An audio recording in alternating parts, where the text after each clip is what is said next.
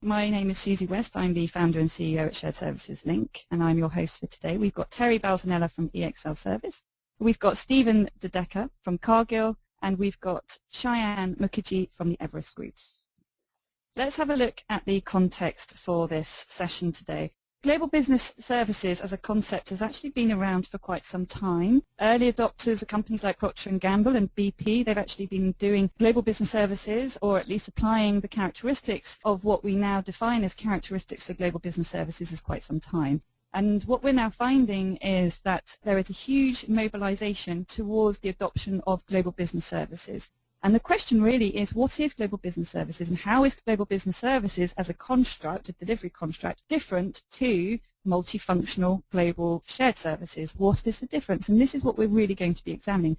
And I was very, very pleased about 3 months ago when EXL came to Shared Services Link and asked if we together, two parties, could run a study on what global business services actually were and how did they differ from shared services, and was the change worth it. So, ladies and gentlemen, I'm very pleased that today Terry Balzanella is going to be talking through the results of that study with you, and then we're going to be handing over to Stephen DeDecker from Cargill, who's going to be giving his perspective of what Cargill's doing with global business services, and then we're going to be passing over to Cheyenne from Everest, who's going to be sharing with us the analyst's perspective.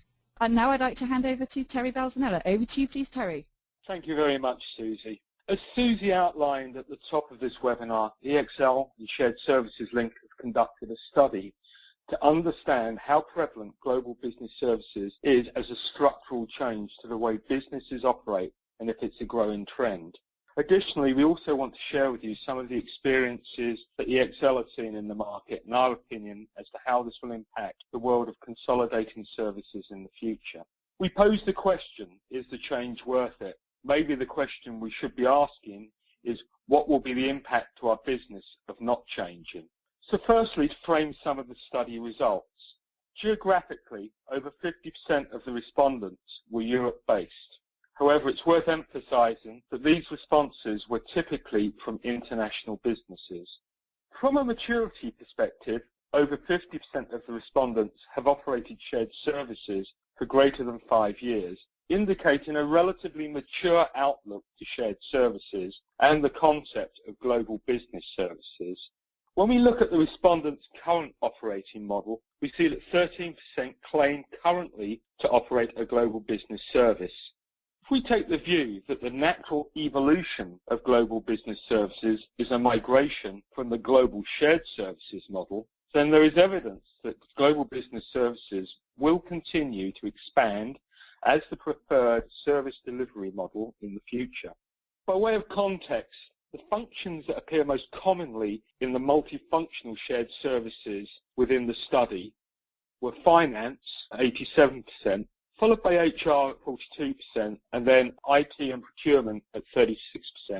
In addition, there were a wide range of other functions that have been captured under the multifunctional shared services banner, from the typical back-office activities associated with shared services to more technical and less common activities such as legal and marketing. At this point, let me depart from the survey itself for a minute and share with you the view of EXL. EXL's opinion is that whilst global business services may have evolved out of shared services discipline, it is critical that in order for GBS to fully deliver its remit, it looks beyond the evolution to re-engineering how it can deliver on its expanded remit. This requires the business to revisit its structure and to define the target operating model that best fits the business's objectives and redefined responsibilities. Therefore, in order for the GBS organization to be fit for purpose, it, firstly, must support the corporation's global strategic objectives. It must be agile to adapt to the ever-changing needs of the business. It must free up key business leaders and influencers to be focused on the business, adding value and driving positive change. It must take ownership of the back-office activities across a wide range of disciplines. That is to say, expand its remit beyond just support of transactional-based activities into the higher value outcome-based activities that encompass the judgmental and decision support activities. by the very nature of the activities that it must be both global in its remit and virtual in its delivery mechanisms. Frequently, businesses get hung up around whether the delivery should be captive, hybrid, or outsourced. Frankly, this is just a delivery mechanism, and the decision needs to be made around the target operating model that is defined. This target operating model needs to be defined with specific reference to the global strategic objectives. Within the industry sector, there will be impact, especially around the constraints that regulatory bodies place on what activities can be consolidated versus what needs to be handled in-country or close to the decision makers. And fundamentally, it must meet the needs of the business on a day-to-day basis. Therefore, global business services is global in nature, multidisciplined, with an expanded remit within the shared services function, offering a true end-to-end cross-functional process view. Anyway, if we go back to the survey now, let us now understand how the respondents define global business services. There are a number of themes here, but 4 are very much central to a GBS offering, and let me highlight these. Higher value beyond transactional. The second, multifunctional. That's a global multifunctional architecture shared across functions with end-to-end process ownership. It's got to be global. It needs to leverage location, management, facilities, and expertise. And finally, it has to be integrated and mature, managing the processes end-to-end. Global business services represents a genuinely different way of governing the back office, with the dismantling of the functional silos and the move to processes being managed end-to-end.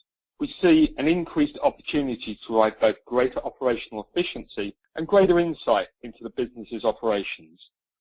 As I mentioned earlier, additionally, this should free up key members of staff to have their primary focus on adding value to the business and creating positive change.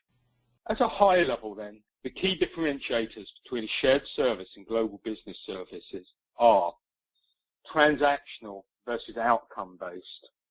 Secondly, global business services has a broader remit covering across functions with end-to-end process responsibility. And lastly, GBS is perceived as a business partner as opposed to a service provider with greater influence on the business. Finally, when we look at the respondents' current operating model, 13% claim to be operating a GBS model, with 18% migrating to this model, and a further 27% in the process of evaluation. This would suggest that over 50% are considering or are already on the journey towards a global business services operating model. From a regional perspective, Europe accounts for over half of the respondents that are migrating or in the process of evaluating global business services as an alternative. Although, as I previously mentioned earlier, we need to look at this as a global and not regional delivery concept. We have taken the responses from both those running a GBS-style service and compared them to the respondents who are currently operating a shared service function. And from a high-level strategic objective, both structures share 3 common priorities. Firstly, process improvement. Secondly, cost reduction. And third, improved service quality. However, when we look at the 4 key areas that differ, these really highlight the importance of the global business service mandate. So at number 4, global business structures are more likely to adopt a hybrid model, bringing together the best of insourcing and third-party capabilities and take advantage of their tools and technologies, very much partnership. At number 3, we discovered that GBS organizations have a more customer-focused approach. From the survey alone, we see that 83% of global business services organizations see themselves as having a total customer focus versus only 64% shared services. Secondly, GBS functions have moved up the value chain, delivering higher value functions. The factors around this are, this is service against process, it's sponsorship at the top table, and it's multifunctional. And finally, when we look at certain characteristics of GBS versus shared services, we see some striking contrast in terms of focus, influence, and remit across the business. What this illustrates is an advisory and consultative approach that supports decisions across multiple functions. There is also a wide gulf between what shared services and GBS offer in terms of greater value of benefits to the business. So let us understand the journey that a business takes to move from global shared services to global business services. There are 6 steps that are common in this journey. Firstly, incorporate higher value, more complex functions, moving away from transactional to multifunctional processes. Secondly, develop and inspire a service culture with the drivers of continuous added value and efficiency. Thirdly, leverage technology to gain greater insight across the functions, avoiding the silo-based wisdom, adding value to the service that they offer the business. Gain the board-level leadership and support to drive investment and support the expanded remit. There is no one-size-fits-all. When it comes to structure, leverage the best that both your internal and third-party organizations can offer. And finally, perception.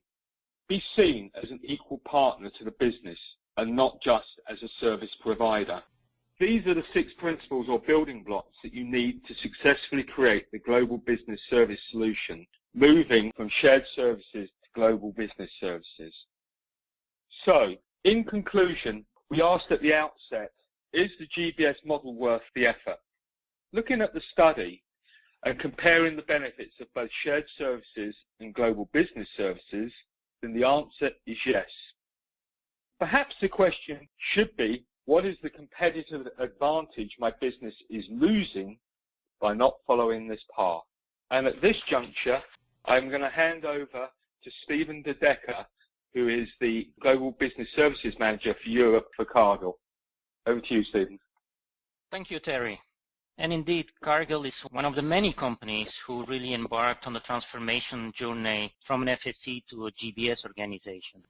My intent for today is not really to give a theoretical presentation or a study book example on how you should transform your organization from an FSC to a GBS, but my intent is really to show and to share some of our experiences in a humble and down-to-earth way.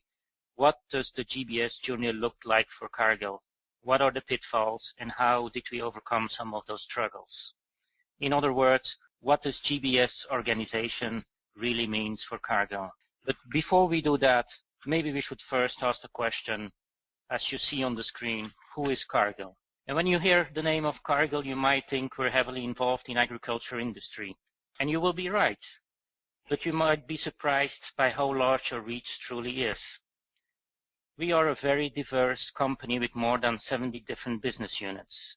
We reach millions of people with our products and services every day, from fruit ingredients to prepared foods, to energy, financial services, and agriculture inputs. We really help nourish the world. And let the numbers speak for its own. Cargill reaches the tables of more than 400 million people each year by making animal feed. And we load and discharge bulk goods in more than 6,000 ports around the world. And also good to know, Cargill malt delivers for breweries in 43 different countries across 5 different continents. We really connect the farthest reach of the globe, which brings us as a company and a GBS organization and raises to the first challenge. How should shared services and how should the shared service activities be organized to align with such a diverse world of Cargill? As you can see, in addition, our reach is global. Our strength as a company is our ability to connect expertise around the world. We are present in more than 65 different countries and have more than 140,000 employees worldwide who speak more than 60 different languages. And this will bring us to the second challenge. What should our regional or global footprint look like to serve our customers with the right quality and in the appropriate language? What does right and appropriate really mean? The other thing we're very proud of in Cargill is our high caliber of people. Cargill is full of exceptional people and it's truly a pleasure to work with some of the best in the fields. When we talk about fields, we talk often about sales, trading, production, and innovation, which brings us to the next question on setting up a GBS or a shared service organization. Do we use the same high bar? Do we demand the same high caliber of talent in a shared service for transactional processes as we do for the other functions? To answer all those questions, Cargill Europe started a journey, a shared service journey. As you can see, our journey started in the 1990s, where simple processes like accounts receivable and accounts payable were transformed and moved to financial services which were established in specific countries. And actually creating those centers was facilitated by the fact that we also were on a journey to implement GD Edwards software for finances. So the rollout of GD Edwards went together with the rollout of a shared service. Around the early 2000s, we wanted to leverage more of the economies of scale, and we saw the need for creating more regional FACs, still for the same simple accounts receivable and accounts payable transactions, but this time more centralized. As a result, the number of FACs in Western Europe got reduced to main hubs, mainly in the UK, the Netherlands, and Spain. This process of internal consolidation continued through 2009. In addition, we started to outsource some of the financial transaction processes in conjunction with our partner to Bulgaria to take advantage of a labor arbitrage. Those days were all about standardization, simplification, and centralization. That changed around 2011. We started to review our shared service strategy again, and we established for the first time a GBS organization. We not only focused on the G from global, what would our global footprint look like, but we also started to focus on the B from businesses, looking at processes not so much as transactional processes, but really looking at processes end to end. So the process became actually a business enabler. Around 2013, and still continue, the journey is not finished, we started to fine-tune and implement those GBS strategies. As you can see, the scopes of the shared services was enlarged to really 5 functions, the 5 functions Terry was talking about: finance, purchasing, IT, logistics, and HR. We continue to work on our global footprint, as well as taking advantage of the labor arbitrage, and this time also India got into the loop via our outsourced partners. As this slide illustrates, the shared service concept is almost like a rolling snowball. As you can see, as time goes on, it starts rolling faster, scopes becomes bigger, and so far there is still no sign that it will stop. The GBS journey for Cargill definitely will continue. But how do we go from a shared service organization to a GBS organization? What are the biggest differentiators? And to us, to be successful, the first differentiator is really to have representation from the top. Stakeholder management is key importance. And key corporate center members needs to be at an advocacy level. It is not enough that they support as long as it's not in their business. No, they really need to support, and they need to be advocates. They need to see the advantages of a GBS organization, and that means for our GBS organization a lot of trips to shared service centers and a lot of education.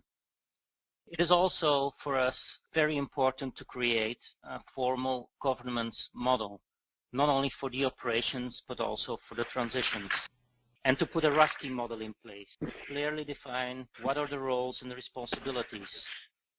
A GBS organization should get away from only the influencing and really actually should have quite a lot of decision rights. For example, if processes are outsourced or not should really be a decision of a GBS organization, not from the BU. A second success factor of moving from a shared service organization to a GBS organization is really all about the footprint, not only a regional but also global footprint, to really enable economies of scale and scope and labor arbitrage. Because in the older days, decision rights would often lie within the BUs and the functions, and in Cargill that wasn't different. You end up with shared services scattered all around the region, which is obviously not that efficient. So therefore, building a global footprint is key importance. Secondly, the right footprint might also mean creating partnership with outsourced partners. When you establish your footprint, the question you might ask yourself is, do you really want to be in a business of transactional processes? And obviously, an outsourced partner can be very effective and efficient in not only executing the transactional processes, but also optimizing labor arbitrage through their global footprint. The third factor that differentiates a GBS organization from an FSC organization is definitely to think and act like a BU, to be a business partner, and quality is key. If you would ask a business unit or a company what success would look like, probably the answer you will get is creating shareholders' value, which is nothing more than creating quality, innovative, added value products at the lowest cost. And why should a GBS organization be different? Creating value is really the message for a GBS organization. This is really how a GBS organization can differentiate itself from an FSC organization. There are two levels on which this can be true. First level is an operational level, and the second is in a transitional level. In the operational level, it's all about being world-class and constantly benchmark against peers and the market, but also being integrated more with other functions, for example, the purchasing department. When a purchasing department negotiates better payment terms with its suppliers, that's fantastic. But how do you ensure that those new payment terms are also really flawlessly respected by the suppliers? And that's where a GBS organization can help. This is where we can create value, and this is where we are creating value. Also, value can be created by more supporting analytics, tasks, and knowledge management. And the fourth point where we often neglect it, where we can add a lot of value, is compliance, reconciliations. On the transitional side, where the GBS organization can bring value is on mergers and acquisition. We can be scalable and quick integrators. We can have a global template on how to transitions, create expertise in PMO capabilities. But it's not enough to think and act like a BU. Respected and to be recognized as a BU is as much as important. To do so, attracting talent is a key component for a good branding strategy. And besides reality and KPIs and SLAs and facts and figures, it's really also all about managing the perceptions and doing customer surveys to really understand what those perceptions are. But as previously mentioned, a transition from an FSC to a GBS organization is a mindset shift. And changes mean struggles. And struggles means that we need to overcome. And for Cargill, that's not different. Our journey has and had its fair share of struggles. So what are those things that helped us to overcome some of those struggles and some of those challenges in our journey? To make the journey, it's important to create momentum. Number one, create momentum. Find your supporters. And one way of doing that is to creating a soft or a hard mandate, if possible, and I don't like the word mandate so much. But the way that we've done it and the way that it worked for us is that we actually had a new CFO. And the tone on the top is really key. That created the momentum. Obviously, when you create momentum, the GBS organization needs to deliver.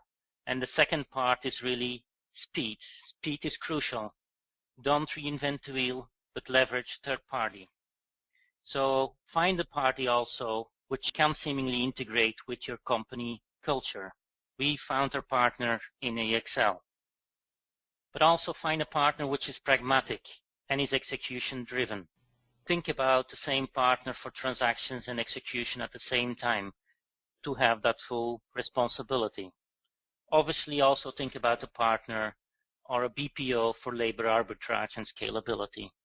So leverage as much as possible a third party. And then as mentioned before, and this is the most difficult one, get recognized as a BU and get respected. In Europe, we continue to select talent, but strategic talent, talent which is respected within the BUs to build up our expertise. Also, we're still working on our S of the GBS and being a more salesperson, deliver services, and drive value at a task instead of being on the receiving side. Therefore, we reach out more to other functions, as the purchasing department as previously mentioned. And lastly, on getting respected, make sure you have one standard common approach, a global approach. Think local.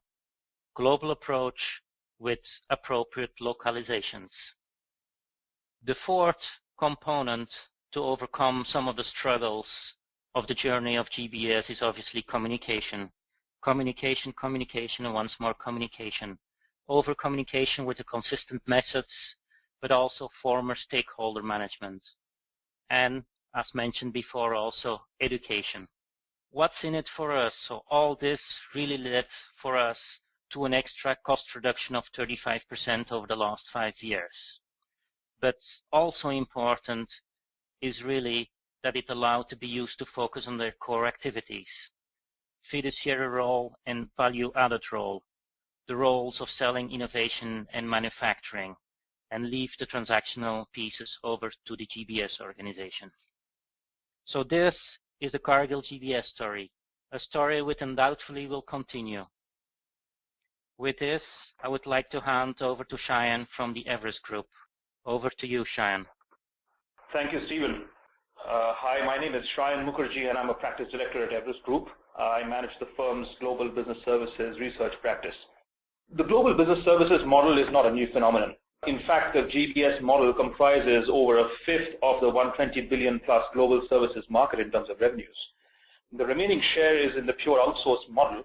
Note the global services market is defined as what is services that are served from nearshore, offshore, and onshore locations globally. As we look at the data, and we found that comparing and contrasting between the shares of service providers and the GBS model between 2008 and 2012, we found in fact that contrary to popular perception, both models continue to grow. There was some noise in the market that the GBS model wasn't sustainable, as many firms were hiving off their captives. But in fact, we find that while there's a slight decrease in the headcount share of the GBS, in fact, in terms of total revenue, the share is consistent. What this points towards is that there's a shift towards the mix of work that is delivered out of the GBS. And what we find is that there is more complex or judgment-intensive work that the GBSs are delivering for the parent organization. Now, the GBS model is delivering multiple forms of value adds to the parent organization beyond the obvious cost savings. What we find is that the most common forms of value adds beyond unit cost savings are efficiency and effectiveness. But what we also find is some of the more mature adopters of the GBS model, in fact, see two-pronged benefits, one being revenue impact and the other being enhancement of capabilities. In revenue impact, we see speed to market for new products or entry for new markets being one of the benefits that the GBS has served its parent companies, and the other being able to deliver an enhanced and a consistent customer experience, be it the internal customers or external market customers. And in terms of capabilities, we find GBS model being able to access and build and grow a talent model for the company. And whether this is strategic talent or very niche talent, it's a ground to breed and foster talent and nurture it. It's also a template for globalization. Many European and US firms have in fact used the GBS model to adopt globalization. Now, today I'd like to share 3 case studies from our work and my vantage point that I find that might talk about each of these forms of impact. The first being the retailer, a leading retailer using a GBS model to drive effectiveness in store design. What this GBS was doing for the retailer was that it built a global organization that could deep domain expertise in retail store designing and could conduct decision analytics. What moved the needle for this firm was the global process ownership was actually transferred to the GBS, and the GBS had strong alignment with parent stakeholders. As a result, it could deliver a superior experience to the customers and also effectiveness in the way it designed its stores. The second example I'd like to take is of a global engineering firm. The global engineering firm used the GBS to drive competitive advantage for itself, and this was the nerve center of innovation. The GBS was a distributed group of internal and service provider organizations that innovated new products and new technology and helped the parent company enter new markets in Asia. What was important to note that the GBS strategy was completely aligned with the parent, and the CEO in fact took note of what was happening in the GBS organization and incented it to foster innovation. Finally, the third example is of a global insurance major. This insurance company set up a global talent model based on a GBS construct. which utilized a mix of nearshore and onshore resources across the world to fill pockets of gaps in talent. So the nearshore organization and the offshore organization brought complementary skill sets to the table that helped the company develop deep business context and domain expertise in the insurance space. And the GBS had an executive mandate and had enjoyed strong relationship with the parent. The combination of these gave the company access to pockets of strength and skills that are niche or scarce, and also was a template of globalization. So the question is there a roadmap for companies or shared services to transform themselves and achieve value beyond cost savings using the GBS model? Yes, there is. And we find that a combination of market forces and changing business expectations have actually led GBSs to evolve beyond delivery. Now, when we see the GBS evolution, we see a three-step process. Largely, most companies have a three-step journey from being a provider to a strategic entity. And this could take anything from 8 to 15 years. Some companies have even achieved it in less than 8 years. So what are these three steps and how do they impact value?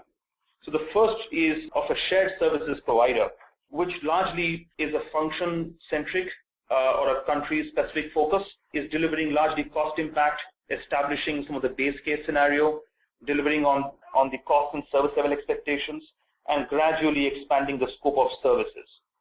This takes typically around 3 to 5 years.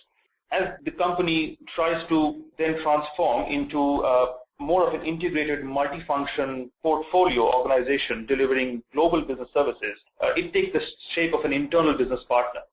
So what are the key characteristics of an internal business partner and how long does it take?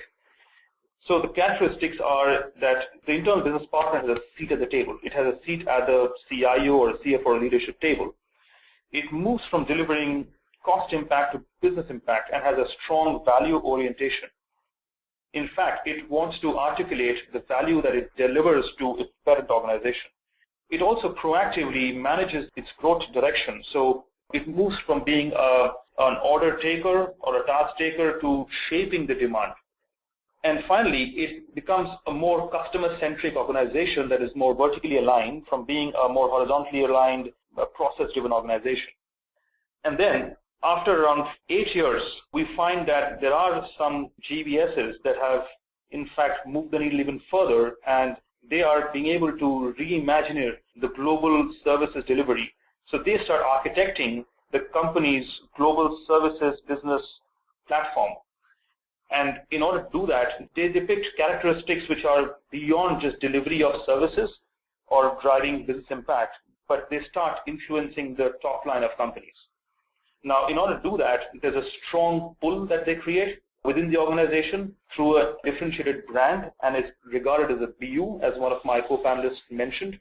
There's a strong end-to-end ownership of processes and a focus on outcomes. We find companies establishing global centers of excellence, whether it's quality, transition, sourcing, and importantly, it starts delivering innovation globally and impacting the profit of the company. So when we looked at what does it take for a GBS to actually transform itself into a next generation global business services entity, we found there were 4 broad principles. Easier said than done, but let me start breaking them up one by one. The first is create pull and conduct proactive demand management. So GBSs are able to drive adoption of global sourcing within the BUs of the parent organization. So they become global sourcing advisors and play a more consultative role as they shape demand. The GBS has a leadership seat at the table and in fact is able to influence global sourcing decisions both at the deal and the portfolio level. The extent of ownership is another key area that we found very interesting. We found companies were able to not only drive more complex work out of the GBS model, but were also able to have a greater presence and stronger control on processes, to the extent that global process owner concept and some of these global process owners were being able to be based out of the GBS, and these global process owners could be anywhere in the world. They could be sitting in South Africa, India, Malaysia, United States, wherever.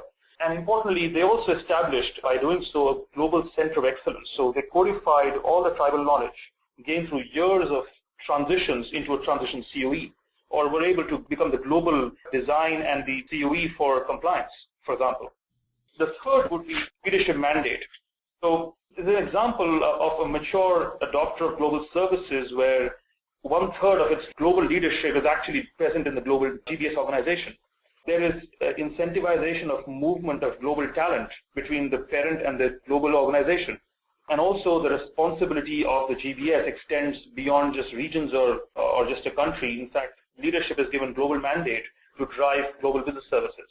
And finally, importantly, leverage of third parties. We find that the smarter users of global business services, in fact, have worked collaboratively with third parties, being able to use them on a complementary basis, not just compete, both tactically and strategically, keeping the parent's objectives in mind. Another key driver of competitiveness was the service management and the vendor management capabilities at the GBS. So when we looked at collaboration and what's the state of the collaboration, we found the state of the current collaboration is actually more tactical. What we found is global strategic collaboration with vendors is what some of the leading adopters of GBS have done to benefit from third parties.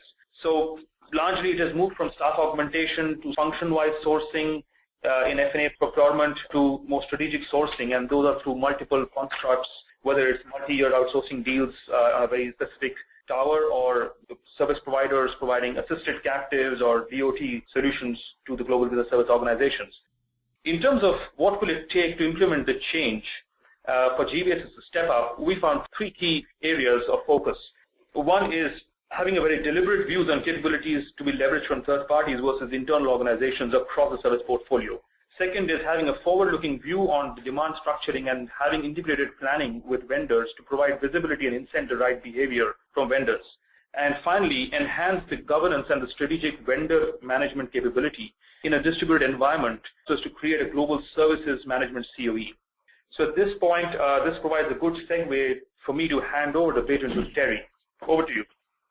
Thank you very much for that, Cheyenne. At this stage, I really just wanted to summarize some of the points that have been raised. So in Stephen's presentation, he raised a number of interesting items around the Cargill experience, and I just wanted to highlight a handful of those. And I think the first one that comes out is the need to attract talent into your global business services operation. It's very critical that the level of mandate is reflected by the level of capability and talent that you have within your organization. Second point is partnership.